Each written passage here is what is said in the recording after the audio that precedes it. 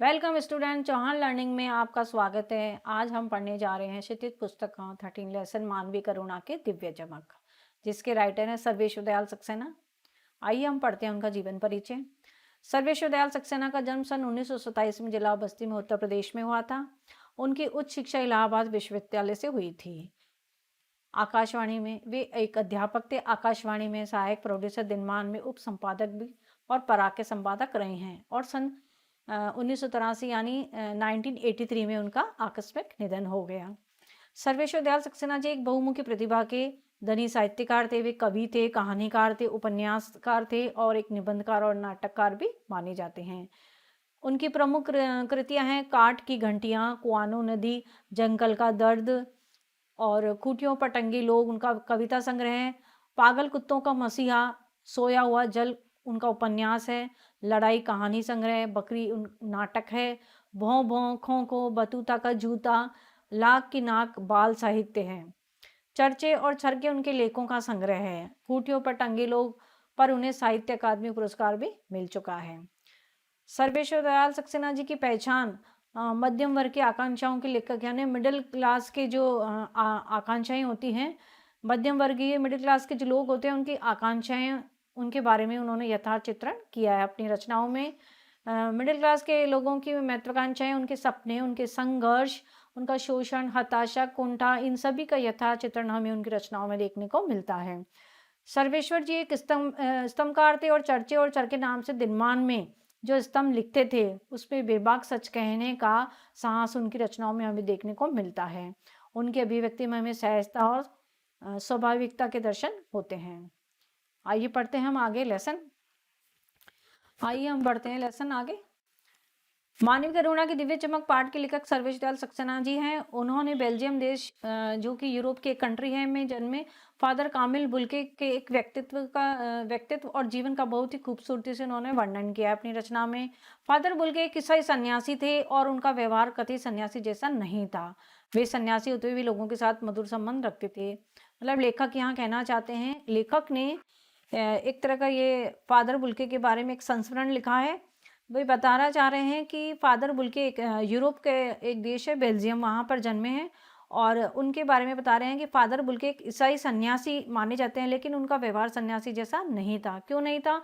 क्योंकि वे सन्यासी होते हुए भी लोगों के साथ बहुत ही मधुर संबंध रखते थे। वे सभी लोगों से मिलते जुलते थे, उनके साथ में परिचय बना के रखते थे, इसलिए वे साधु होते हुए भी साधु नहीं कहलाते थे।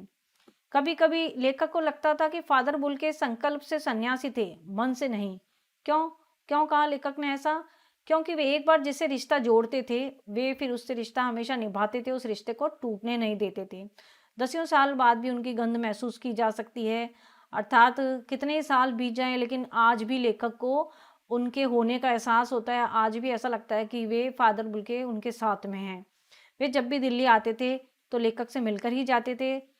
इस तरह से कौन सन्यासी करता है? मतलब इतना व्यवहार कुशलता कौन से सन्यासी साधु में होती है? साधु सन्यासी तो होते हैं ना कि मोस्टली साधु सन्यासी लोगों से मिलते जुलते नहीं है, वो सिर्फ एकांत में रहते हैं। लेकिन फादर बुल्के जो थे वो लोगों से मिलते जुलते थे और उनके साथ रिश्ता भी निभा के चलते थे। भारत को वे अपना देश मानते थे। कौन मानते थे?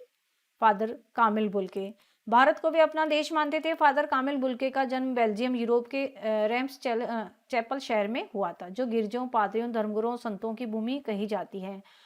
फादर कामिल बुल्के का जन्म बेल्जियम यूरोप के रेम्स चैपल शहर में हुआ था, जो कि गिरजों, पादरियों और धर्मगुरुओं, संतों की भूमि मानी जाती है।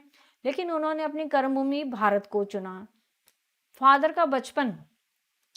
का बचपन और स्कूल की पढ़ाई रैम्स चैपल शहर से हुई थी। उनके पिता एक बिजनेसमैन थे और उनका जो एक भाई था वो पादरी था और दूसरा भाई माता पिता के साथ घर में रहकर ही काम करता था।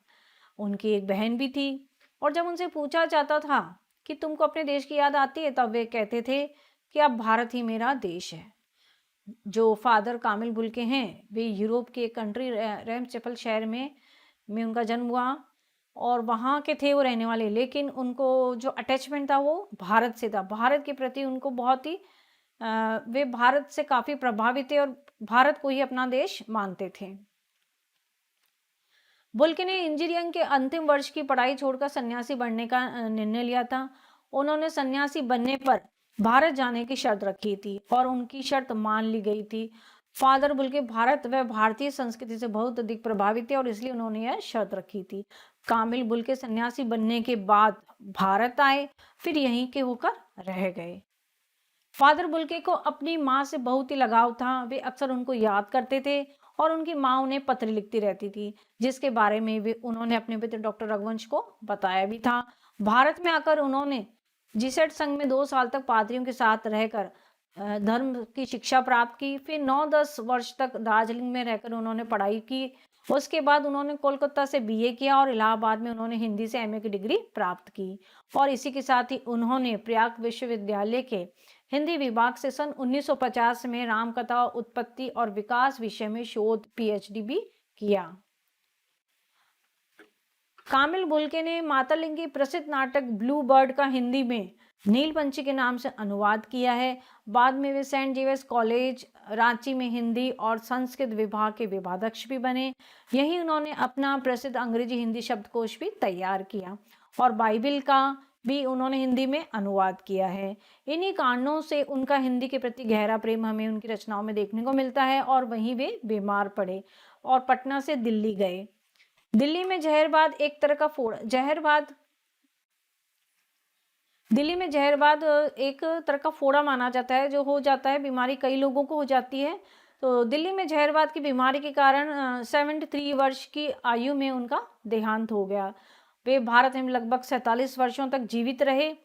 इस बीच वो सिर्फ 3 या 4 बार ही बेल्जियम गए थे। मतलब 73 वर्ष की आयु में उनका देहांत हुआ। और भारत में वे कब तक रहे? लगभग 47 वर्षों तक रहे। और इस बीच में इस दौरान में वे लगभग 3 या 4 बार ही अपने देश बेल्जियम गए थे। फादर बुल्के का लेखक के प्रति बहुत गहरा संबंध था।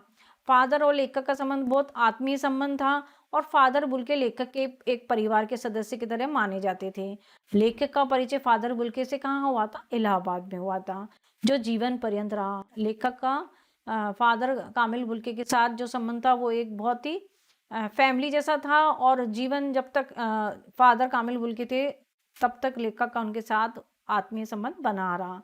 लेखक फादर के व्यक्तित्व से काफी प्रभावित थे। लेखक के अनुसार फादर वात्सल्य मतलब बड़ों का छोटों के प्रति प्रेम, बड़े छोटों के प्रति कैसे अपना वात्सल्य प्रेम बना के रखते हैं, एक प्यार करते हैं छोटे, वैसे ही उनका जो फादर का था वात्सल्य प्रेम था, वह प्यार की साक्षात मूर्ति थे। लेखक के अनुसार फादर वात्सल्य मतलब बड़ों का छोटों के प्रति प्रेम। तो जो फादर कामिल बुल्के थे वो एक प्यार की साक्षात मूर्ति थे, लेखक के लिए भी और सभी लोगों के लिए भी। तो वे हमेशा लोगों को अपने आशीष वचनों से भर देते, अर्थात वे लोगों को अपने प्यार भरे वचनों से लोगों के मनों को शांत कर देते थे और उनमें एक नए उत्साह का संचार करते थे। उनके हृदय में हर किसी के प्रति प्रेम था, दया थी, एक करुणा थी और हर इंसान के प्रति उनमें अपनेपन का भाव था। वे लोगों के दुख में शामिल होते थे और उन्हें अपने मधुर वचनों से सांत्वना देते थे। वे लोगों के दुख दर्द में उनकी सहायता करते थे और अपने मधुर वचनों से उनके जो दुख थे उनको शांत करते थे। फादर की इच्छा हिंदी को एक राष्ट्रभाषा के रूप में देखने की थी। वे अक्सर हिंदी भाषियों की हिंदी के प्रति उपेक्षा देकर बहुत दुखी हो जाते थे। फादर जो थे वे हिंदी भाषा से बहुत प्रेम करते थे और हिंदी भाषा को एक राष्ट्रभाषा के रूप में देखना चाहते थे। और जब भी हिंदी भाषा की उपेक्षा होती थी तो फादर को बहुत दुख होता था। और फादर बुल्के की जो मृत्यु दिल्ली में जहरबाद से पीड़ित होकर हुई। लेखक उस वक्त भी दिल्ली में ही रहते थे, लेकिन उनको फादर की बीमारी का पता समय से नहीं चल पाया। इस कारण वह मृत्यु से पहले फादर कामिल बुल्के के दर्शन नहीं कर सके थे। इस बात का लेखक को गहरा अफसोस था। वह 18 अगस्त 1982 की सुबह 10 बजे कश्मीरी गेट के निकलसन कब्रगाह में उनका ताबूत एक छोटी सी नीली गाड़ी में कुछ पादरियों, रघुवंशी जी के बेटे राजेश्वर सिंह द्वारा उतारा गया। फिर उस ताबूत को पेड़ों की घनी छांव वाली सड़क से कब्र तक ले जाया गया। उसके बाद फादर बुल्के के मृत शरीर को धरती की गोद में सुला दिया, अर्थात धरती पर उनके मृत शरीर को लेटाया गया। रांची के फादर पास्कल तोयना ने मसीह विधि से फिर उनका अंतिम संस्कार हुआ और सबने गीली आंखों से, सबने अश्रु भरी आंखों से फादर बुल्के को अपनी अंतिम श्रद्धांजलि दी। उनके अंतिम संस्कार के वक्त वहां हजारों लोग इकट्ठे थे, जिन्होंने नम आंखों से फादर बुल्के को अपनी अंतिम श्रद्धांजलि दी। इसके अलावा वहाँ जैनेन्द्र कुमार, विजेंद्र स्नातक, अजीत कुमार और डॉक्टर निर्मला जैन, मसीह समुदाय के लोग, पादरीगण, डॉक्टर सत्यप्रकाश और डॉक्टर रघुवंश भी उपस्थित थे। लेखक कहता है कि मैं नहीं जानता, मैंने कभी ये भी नहीं सोचा कि इस सन्यासी ने कभी सोचा था या नहीं कि उनकी मृत्यु पर कोई रोएगा। लेखक ये कहता है कि मैं नहीं जानता कि इस सन्यासी ने कभी सोचा था या नहीं कि इनकी मृत्यु के पर कोई रोएगा। लेकिन उस समय रोने वालों की कोई कमी नहीं थी। अर्थात लेखक को एहसास नहीं हुआ कि जब फादर कामिल बुल्के का देहांत हुआ तो इतने लोग उनके लिए रोएंगे, इतने लोग उनके लिए अफसोस करेंगे। क्यों? क्योंकि फादर कामिल बुल्के का व्यवहार सभी के साथ बहुत आत्मीय था, वे सभी से बहुत प्रेम करते थे। इस कारण जब उनका देहांत हुआ तो सभी लोग उनके लिए परेशान थे और दुखी थे उनकी मृत्यु से। तो हर एक उनके आंखों में उनके लिए आंसू थे।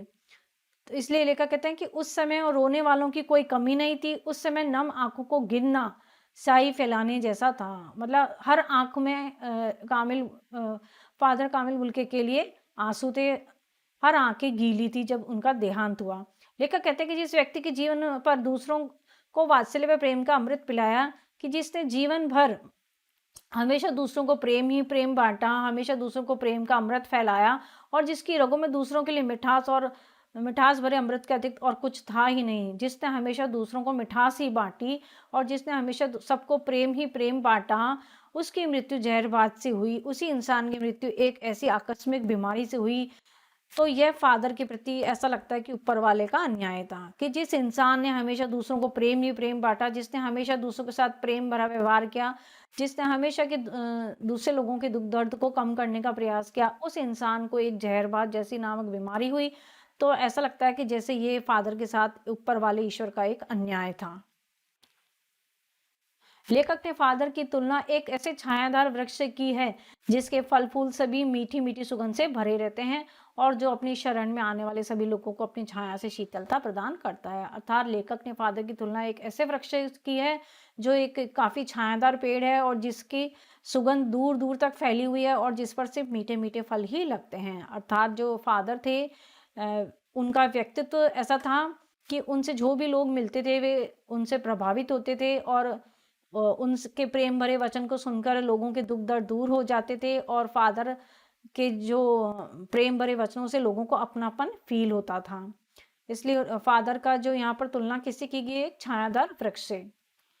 ठीक उसी तरह फादर बुल्के भी हम सबके साथ रहते हुए भी हम जैसे होकर भी हम सबसे बहुत अलग थे।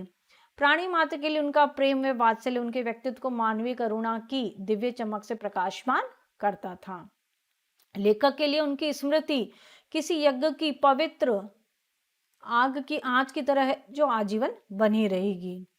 लेखक के लिए उनकी स्मृति कैसी है? एक यज्ञ की पवित्र आग की, यज्ञ में जो अग्नि होती है ना वो कितनी पवित्र होती है, तो उस यज्ञ की पवित्र अग्नि की आंच की तरह है उनकी स्मृति। स्मृति मतलब लेखक फादर साहब की जो यादें हैं वो लेखक के लिए एक यज्ञ की पवित्र अग्नि के समान है। और लेखक का मानना है कि जब तक राम कथा है इस विदेशी भारतीय साधु को याद हमेशा किया जाएगा। लेखक ने उनको इतना सम्मान दिया कि जब तक राम कथा का इस देश में सम्मान रहेगा तब तक उस विदेशी भारतीय साधु को याद किया जाएगा। विदेशी भारतीय जो जन्मे, जिनका जन्म तो विदेश में हुआ था लेकिन भारत में रहते हुए भारत के प्रति उनके लगाव को देखते हुए उनको भारतीय कहा गया कि जब तक राम कथा है तब तक उस विदेशी भारतीय साधु को याद हमेशा किया जाएगा और उन्हें हिंदी भाषी का प्रेमी भी माना जाएगा और उनको हिंदी भाषा का प्रेमी हमेशा माना जाएगा क्योंकि वे हिंदी भाषा को एक राष्ट्रभाषा के रूप में देखना चाहते थे। हिंदी भाषा के प्रति सब लोगों का वे सम्मान देखना चाहते थे। आज फादर को याद करना एक उदास शांत संगीत को सुनने जैसा है। आज फादर को याद करना ऐसा लगता है कि जैसे हम उदास होकर एक शांत संगीत को सुनने का प्रयास कर रहे हैं। आशा करती हूँ स्टूडेंट्स आपको लेसन समझ में आया होगा। मिलती हूँ मैं आपसे नेक्स्ट वीडियो में इसके क्वेश्चन आंसर के साथ। तब तक के लिए बाय।